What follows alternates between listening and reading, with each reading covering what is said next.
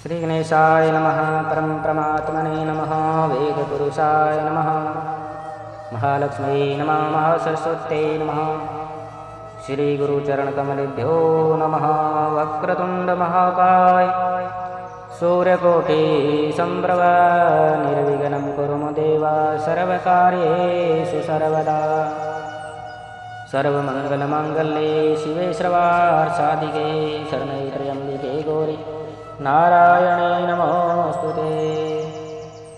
वंदे देवी उमापतिं सुरगुरुं वंदे जगत्कारणं वंदे वनकभूषणं मृगधरां वंदे पशूनापतिं वंदे सूर्यसकाशवहननं वंदे मुकुन्दं प्रियं वंदे भक्तजनाश्रयं च वरदां वंदे शिवशङ्करं। बोलिए शंकर भगवान की जय।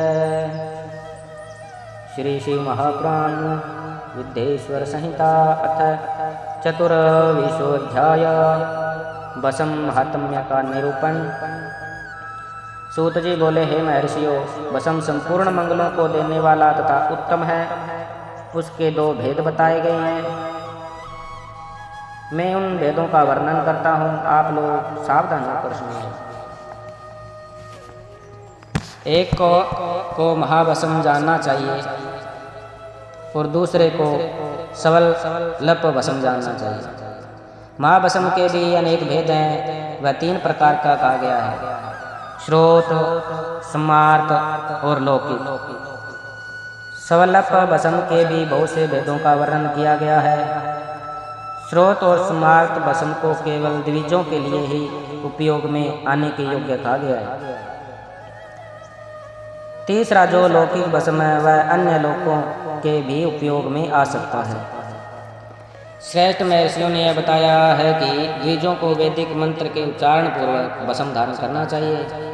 दूसरे लोगों के लिए बिना मंत्र के ही केवल धारण करने का विधान है। जले हुए गोबर से उत्पन्न होने वाला बसम आग्न्य कहलाता है।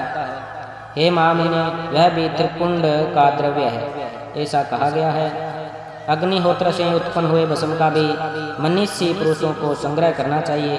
अन्य यज्ञ से प्रकट हुआ बसम भी त्रिपुंड धारण करने के काम में आ सकता है।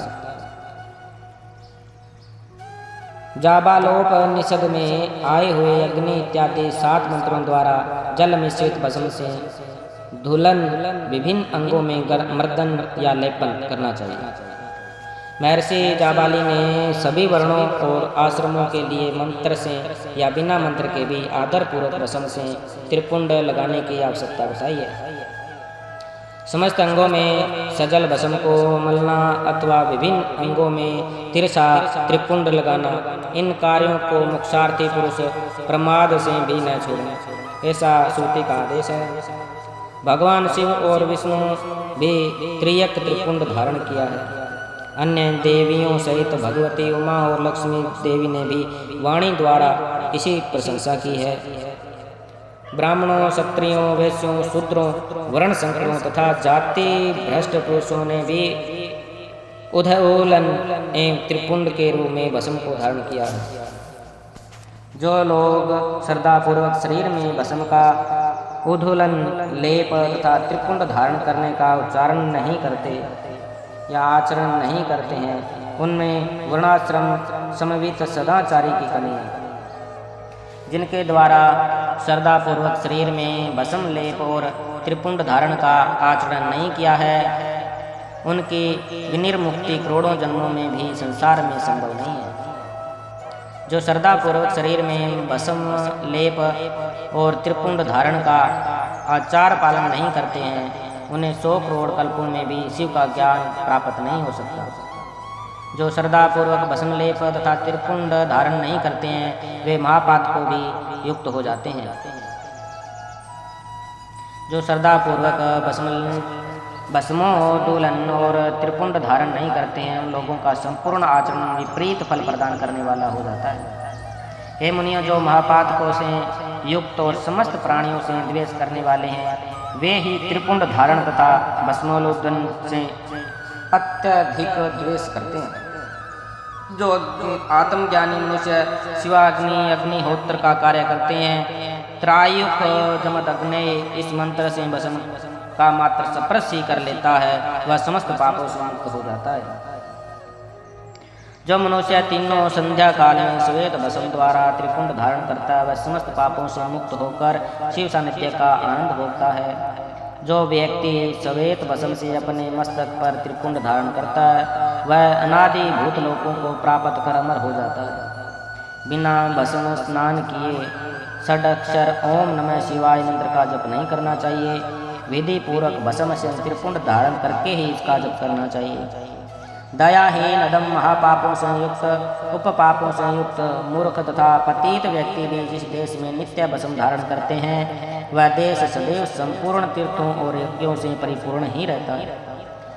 त्रिपुंड धारण करने वाला पापी जीव समस्त देवों और असुरों के द्वारा पूज्य है। यदि पुण्य आत्मा त्रिपुंड से युक्त है तो उसके लिए कहना ही क्या है।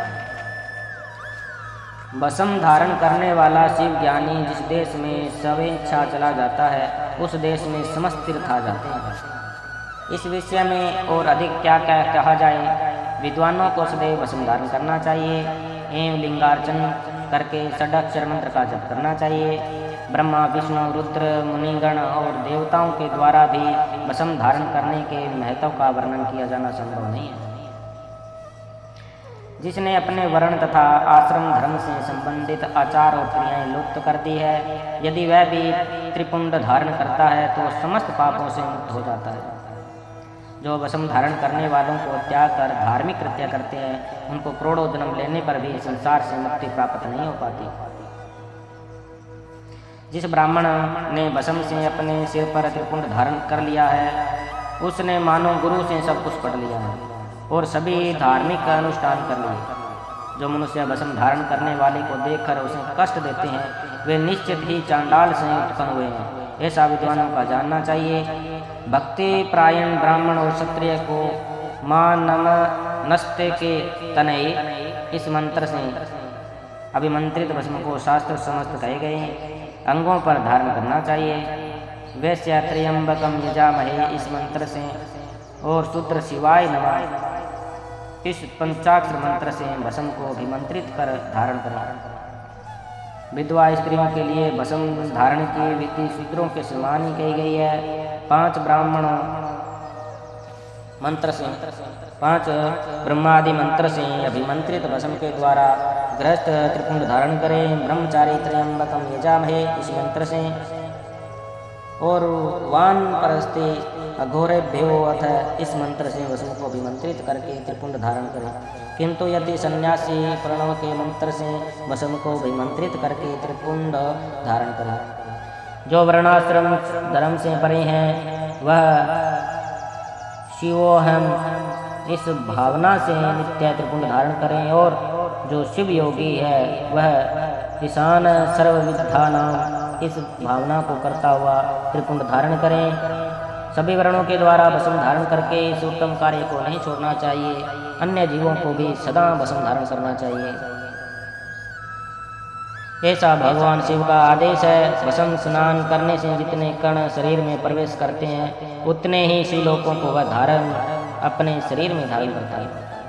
ब्राह्मण क्षत्रिय वैश्य शूद्र वर्ण संकर स्त्री सधवा विधवा बालक पाखंडी ब्रह्मचारी गृहस्थ वानप्रस्थी सन्यासी व्रती और सन्यासिनी स्त्रियां ये सभी भस्म के त्रिपुंड धारण के प्रभाव के द्वारा मुक्त हो जाते हैं, इसमें संशय नहीं है।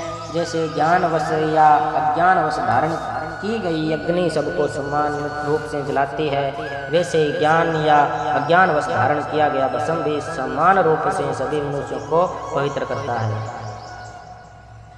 भस्म तथा रुद्राक्ष धारण के बिना जल अथवा अन्न को अंशमात्र भी नहीं खाना चाहिए।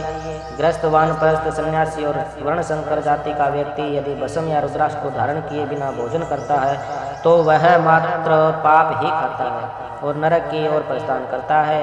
ऐसे समय में उक्त वर्ण धर्मों का वह व्यक्ति गायत्री मंत्र के जप से तथा यदि सन्यासी मुख्य प्रणव मंत्र के जप से प्रायश्चित करके मुक्ति प्राप्त कर सकता है। जो त्रिपुंड की निंदा करते हैं वे साक्षात शिव की ही निंदा करते हैं और जो त्रिपुंड को धारण करते हैं वे साक्षात उन्हीं शिव को धारण करते हैं। भस्म रहित भाल को धिक्कार है। शिवालय शिव मंदिर रहित ग्राम को अधिकार है। शिवार्चन रहित जन्म को अधिकार है और शिव ज्ञान रहित विद्या को अधिकार है।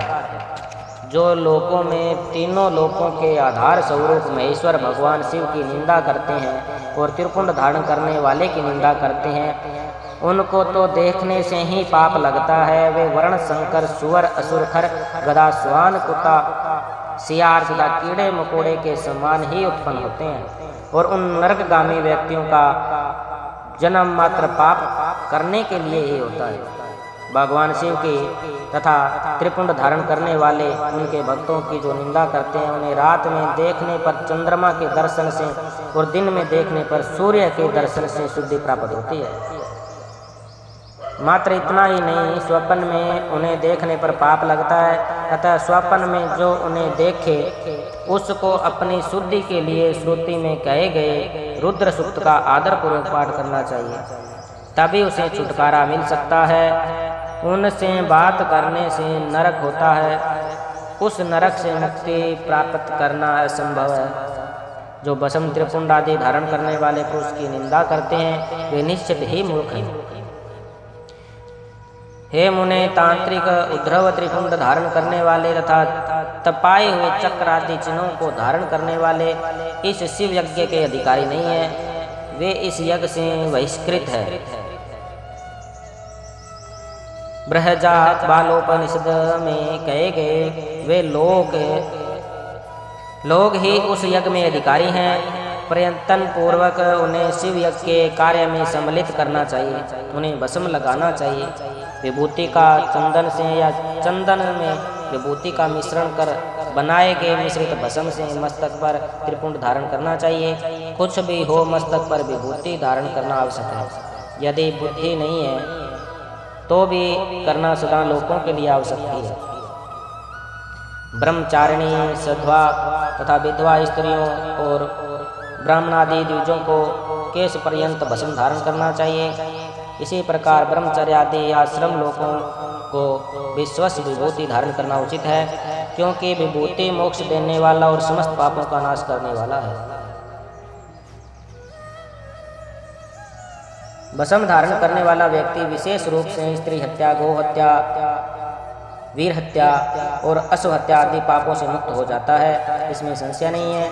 दूसरे के द्रव्य का अपहरण, पराई स्त्री का अभिमर्दन, दूसरे की निंदा, पराये खेत का अपहरण, दूसरे के कष्ट देना, फसल और बाग आदि का अपहरण, घर फूंकना आदि कर्म नीचों से गाय, सोना, भैंस, तिल, कंबल, वस्त्र, अन्न, धान्य तथा जल आदि परिग्रहण, दास, मछुआरा, वेश्या, मतंगी, चंडाली, शूद्रा, नटी, रजस्वला कन्या और विधवा स्त्रियों से मैथुन, मांस, चर्म, रस तथा नमक का विक्रय, पेशुशून्य, चुगली और अपृष्ट बात, असत्य ग्वाही आदि देना, इस प्रकार से अन्य असंख्य विभिन्न प्रकार के पाप त्रिपुंड धारण करने के प्रभाव से तत्काल ही नष्ट हो जाते हैं। भगवान शिव के द्रव्य का अपहरण और जहाँ कहीं शिव की निंदा करने वाला तथा शिव के भक्तों की निंदा करने वाला व्यक्ति प्रायश्चित करने पर भी शुद्ध नहीं होता है।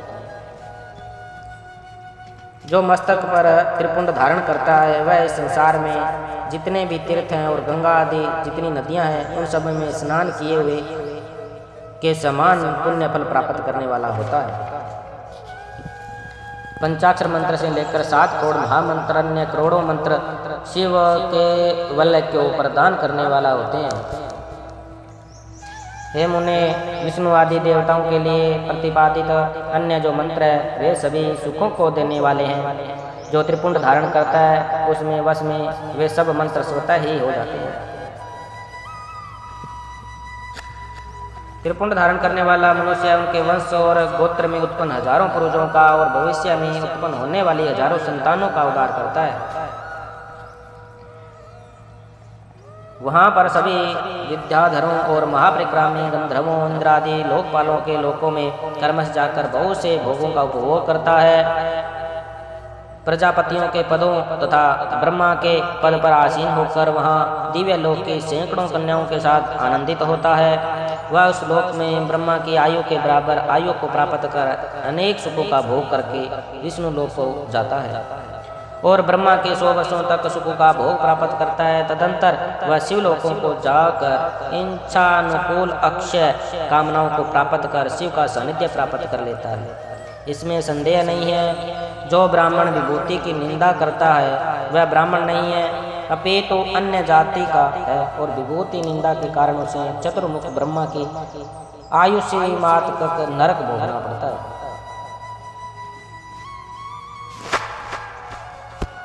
श्राद्ध, यज्ञ, जप, होम, बलि, विश्वदेव और देव पूजा के समय जो पुतात्मा मनुष्य त्रिपुंड धारण करता है वह मृत्यु को भी जीत लेता है। समस्त तीर्थों में जो पुण्य और फल प्राप्त होता है वह फल भस्म स्नान करने वाले को प्राप्त हो जाता है। बिना त्रिपुंड धारण किए हुए जो ब्राह्मण स्नान, ध्यान, दान और जप आदि अनुष्ठान कर्म करता है वह न तो स्नान है, न ध्यान है और न दान है और न जप आदि अन्य अनुष्ठित कर्म ही है। इसके पश्चात भस्म धारण तथा त्रिपुंड की महिमा एवं विधि बताकर सूची ने फिर कहा, हे महर्षियों, इस प्रकार मैंने संक्षेप में त्रिपुंड का महात्म्य बताया है। यह समस्त प्राणियों के लिए गोपनीय रहस्य है, अतः आपको भी इसे गुप्त ही रखना चाहिए। मुनीश्वरों, ललाट आदि सभी निर्दिष्ट स्थानों में जो भस्म से 3 तिरछी रेखाएं बनाई जाती है उन्हीं को विद्वानों ने त्रिपुंड कहा है। भौहों के मध्य भाग से लेकर जहाँ तक भौहों का अनंत है उतना बड़ा त्रिपुंड ललाट में धारण करना चाहिए।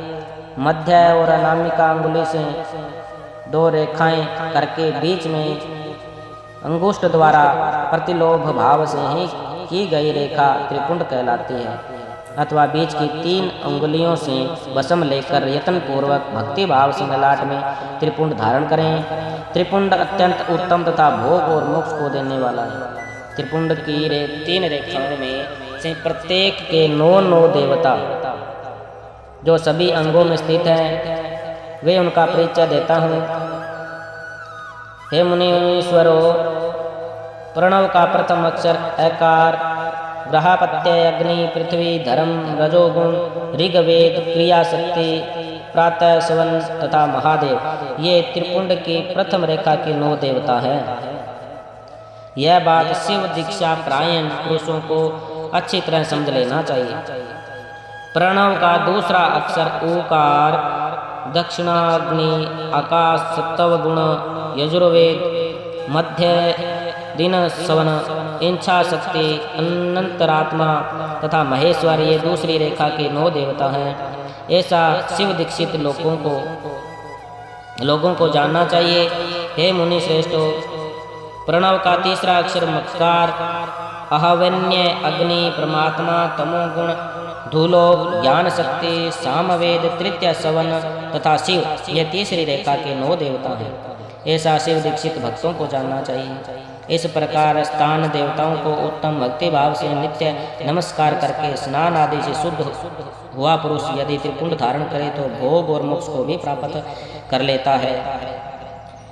ये संपूर्ण अंगों में स्नान देवता बताए गए हैं। अब उनसे संबंधित स्थान बताता हूँ, भक्ति पूर्वक सुनिए। 32, 16, 8 अथवा 5 स्थानों में मनुष्य त्रिपुंड का न्यास करें। मस्तक, ललाट, दोनों कान, दोनों नेत्र, दोनों नासिका, मुख, कंठ, दोनों हाथ, दोनों कोहनी, दोनों कलाई, हृदय, दोनों पार्श्व भाग, नाभि, दोनों अंकोश, दोनों उरु, दोनों गुल्फा, दोनों घुटने, दोनों पिंडली और दोनों पैर। ये 32 उत्तम स्थान है। इनमें कर्मश, अग्नि, जल, पृथ्वी, वायु, 10 दिव्य प्रदेश, 10 दिग्पाल तथा 8 वसुओं का निवास है। धरा, धर, ध्रुव, सोम, आप, अनिल, अनल, प्रत्युख और प्रभास ये 8 वसु कहे गए हैं। इन सब का नाम मात्र लेकर इनके स्थानों में विद्वान पुरुष त्रिपुंड धारण करें अथवा एकाग्रचित होकर 16 स्थान में ही त्रिपुंड धारण करें। मस्तक, ललाट, कंठ, दोनों कंधों, दोनों भुजाओं, दोनों कोहनियों तथा दोनों कलाइयों में, हृदय में, नाभि में, दोनों पसलियों में तथा पृष्ठभाग में त्रिपुंड लगाकर वहाँ दोनों अश्विनी कुमारों शिव शक्ति रुद्र ईश तथा नारद का और वामा आदि 9 शक्तियों का पूजन करें। ये सब मिलकर 16 देवता है। अश्विनी कुमार युगल कहे गए हैं। नासत्य और दरस्त्र अथवा मस्तक, केश, दोनों कान, मुख, दोनों भुजा, हृदय, नाभि, दोनों उरु, दोनों जानू, दोनों पैर और पृष्ठभाग, इन 16 स्थानों में 16 त्रिपुंड का न्यास करें। मस्तक में शिव, केश में चंद्रमा, दोनों कानों में रुद्र और ब्रह्मा, मुख में विघ्नराज गणेश, दोनों भुजाओं में विष्णु और लक्ष्मी, हृदय में शंभु, नाभि में प्रजापति, दोनों उरुओं में नाग और नाग कन्याएं, दोनों घुटनों में ऋषि कन्याएं, दोनों पैरों में समुद्र तथा विशाल पृष्ठभाग में संपूर्ण तीर्थ देवता रूप से विराजमान है। इस प्रकार 16 स्थानों का परिचय दिया गया। अब 8 स्थान बताए जा रहे हैं। भुव्य स्थान ललाट, परम उत्तम कर्ण युगल, दोनों कंधे, हृदय और नाभि, ये 8 स्थान है। इनमें ब्रह्म तथा सप्त ऋषि, ये 8 देवता बताए गए हैं। भस्म के स्थान को जानने वाले विद्वानों ने इस तरह 8 स्थानों का परिचय दिया है। अथवा मस्तक, दोनों भुजाएं, हृदय और नाभि, इन 5 स्थानों को भस्म वेता पुरुषों ने भस्म धारण के योग्य बताया है। यथासंभव देश काल आदि की अपेक्षा रखते हुए उधर दुल्हन भस्म को अभिमंत्रित करना और जल में मिलाना आदि कार्य करें। यदि उधोलन में भी असमर्थ हो तो त्रिपुंड आदि लगाएं। त्रिनेत्रधारी, तीनों गुणों के आधार तथा तीनों देवताओं को जनक भगवान शिव का स्मरण करते हुए नमः शिवाय कहकर ललाट में त्रिपुंड लगाएं। ईशाभ्याम नमः ऐसा कहकर दोनों पार्श्व भाग में त्रिपुंड धारण करें। बीजाभ्याम नमः यह बोलकर दोनों प्रकोष्ठों में भस्म लगाएं। पितृभ्याम नमः कहकर नीचे के अंग में, उमेशाभ्याम नमः कहकर ऊपर के अंग में तथा भीमाय नमः कहकर पीठ में और सिर के पिछले भाग में त्रिपुंड लगाना चाहिए। बोलिए शंकर भगवान की जय। इति श्री शिव महापुराणे प्रथमायां विद्येश्वर संहितायां भस्म धारण वर्णन नाम 24वाध्याय। बोलिए शंकर भगवान की जय। ओम नमः शिवाय, ओम नमः शिवाय, हर हर भोले नमः शिवाय, नमः शिवाय, ओम नमः शिवाय, हर हर भोले नमः शिवाय। जटाधराय शिव जटाधराय, हर हर भोले नमः शिवाय। गंगाधराय शिव गंगाधराय, हर हर भोले नमः शिवाय। नमः शिवाय, नमः शिवाय, हर हर भोले नमः शिवाय। नंदीश्वराय शिव नंदेश्वराय, हर हर भोले नमः शिवाय। डमरूधराय शिव डमरूधराय, हर हर भोले नमः शिवाय। बोले शंकर भगवान की जय। पार्वती पताये हर हर हर महादेव शंभो। काशी विश्वनाथ महाराज की जय।